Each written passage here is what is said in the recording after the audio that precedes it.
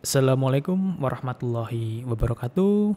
Selamat pagi rekan-rekan mahasiswa STI Surakarta yang saya banggakan. Berjumpa lagi dengan saya Nugroho Agung Cahyono selaku dosen pengampu mata kuliah Perencanaan Pajak UMKM. Dan pada sesi ke-12 ini kita akan membahas terkait dengan tax planning PPh pasal 23 26. Baik, untuk kriteria pemotong PPh pasal 23 diantaranya adalah ada badan pemerintah, ada subjek pajak badan dalam negeri, ada bentuk usaha tetap atau BUT atau perwakilan perusahaan dalam negeri. Kemudian ada juga orang pribadi sebagai wajib pajak dalam negeri yang ditunjuk oleh Direktorat Jenderal Pajak, yaitu ada profesi akuntan, arsitek, dokter, notaris, PPAT kecuali camat, pengacara, konsultan yang melakukan pekerjaan bebas. Juga ada orang pribadi yang menjalankan usaha dan yang menyelenggarakan pembukuan. Sementara untuk subjek pajak PPh pasal 23 diantaranya adalah ada wajib pajak dalam negeri, kemudian ada bentuk usaha tetap atau BUT, kemudian ada wajib pajak luar negeri. Terkait dengan tarif dan pengenaan pajak atau PPh pasal 23, yang pertama ada tarif 15% dari penghasilan bruto yang meliputi antara lain dividen, kecuali yang diterima oleh PT, BUMN atau BUMD, koperasi dengan syarat kepemilikan saham minimal 25% kecuali koperasi dan dividen tersebut diambil dari laba ditahan. Bunga termasuk premium, diskonto dan imbalan sehubungan dengan jaminan pengembalian utang. Kemudian ada royalti, hadiah dan penghargaan lain selain yang telah dipotong PPh pasal 21. Kemudian tarif 15% dari penghasilan bruto dan bersifat final atas bunga simpanan yang dibayarkan oleh koperasi, kecuali sampai dengan jumlah tertentu yang ditetapkan oleh Menteri Keuangan.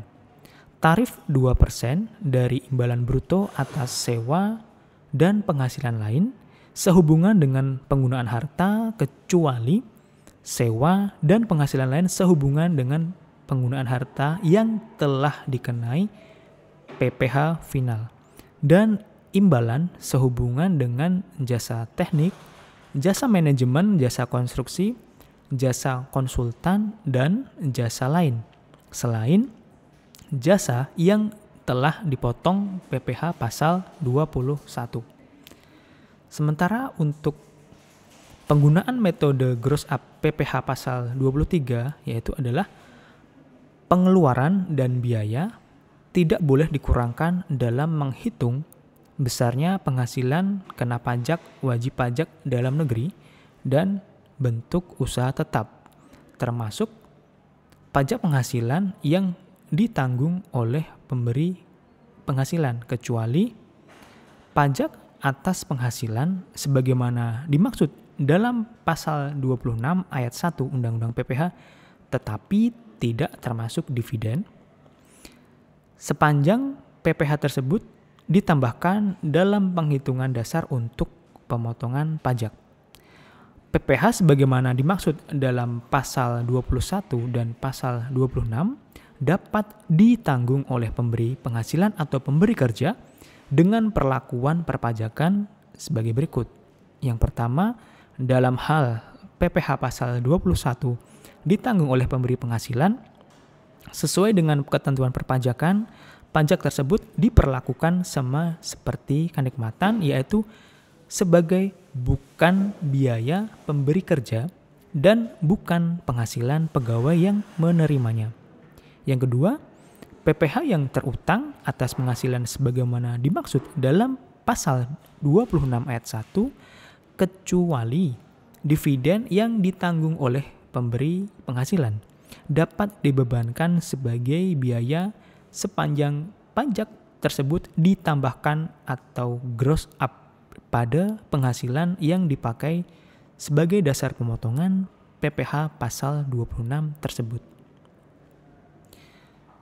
Sementara untuk contoh kasus dalam penggunaan metode gross up PPh pasal 23 yaitu PT ABC membayar bunga pinjaman kepada bank di luar negeri sebesar 100 juta rupiah, yaitu yang sesuai dengan perjanjian. PPh ditanggung oleh badan tersebut. Tarif pemotongan PPh pasal 26 yang berlaku adalah 26%.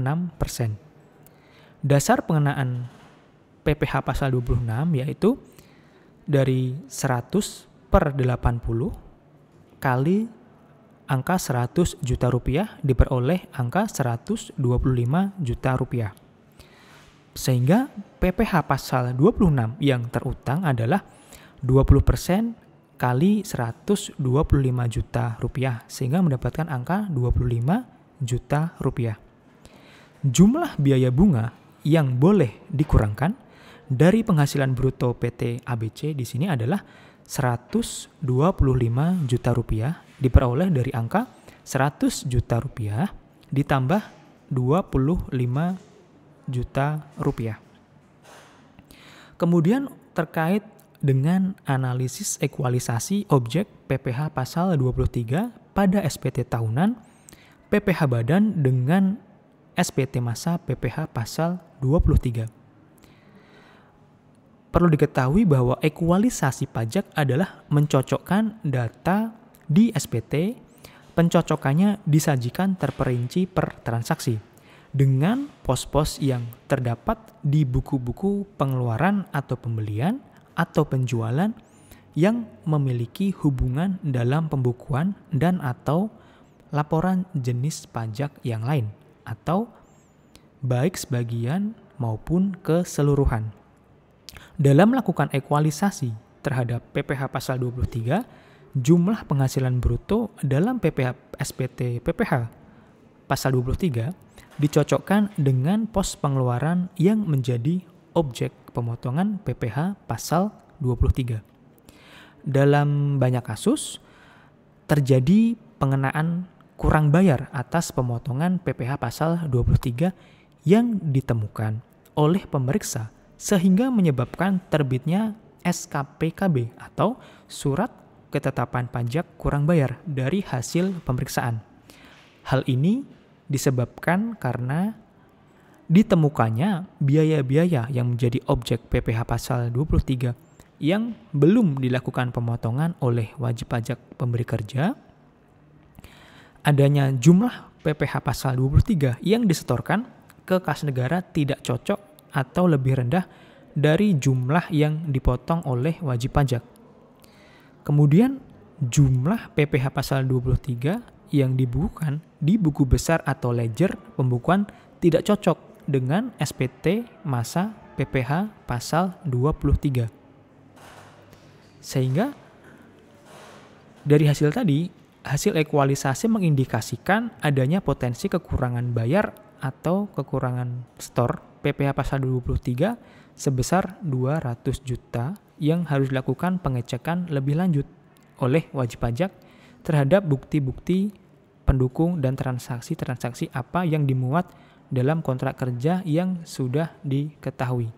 Hal ini kita dapat ulas pada contoh kasus yang mana rekapitulasi dari ekualisasi PPh pasal 23 pada screen yang dapat rekan-rekan lihat di sini, jumlah PPh pasal 23 menurut tax review berdasarkan penjumlahan transaksi dari keseluruhan objek PPh 23 senilai 400 juta rupiah.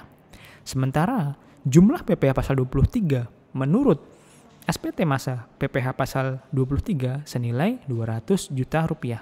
Sehingga terdapat kekurangan bayar atau setor PPh pasal 23 200 juta rupiah. Ya, demikian materi yang dapat saya sampaikan terkait dengan tax planning PPh pasal 23 atau 26 kepada rekan-rekan semua.